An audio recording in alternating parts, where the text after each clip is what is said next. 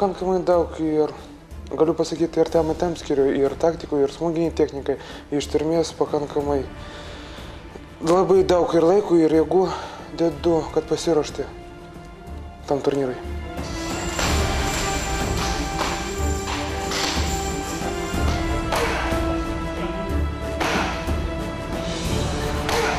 Planai labai daug, bet kažkokiu tai tikslu, kažkokia tai pirmas arba antras, stengsiuosi padaryti maksimum, kaip galėsiu.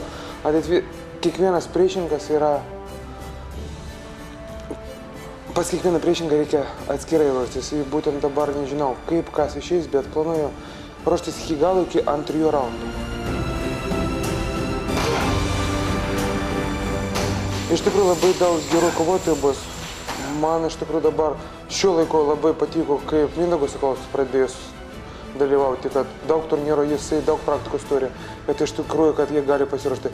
Nežinau, koks atvažiavo Sergejus iš Tailando, bet prabuvo ten 3 mėnesiais, kaip jisai save parodys ringe, čia vėl kitas dalykas. Koks jisai buvo, koks jisai tapo, mes nežinom.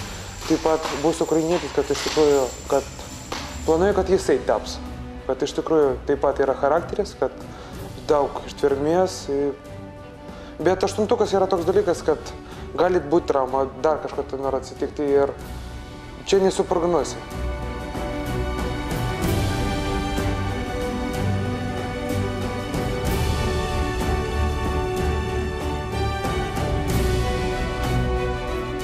Norėčiau pasakyti visiems ačiū, kas ateis, kad palaikyt, be abejo, kad sirgaliai mums labai daug reiškia, visiems sportininkams, kad būtent Lietuvoje.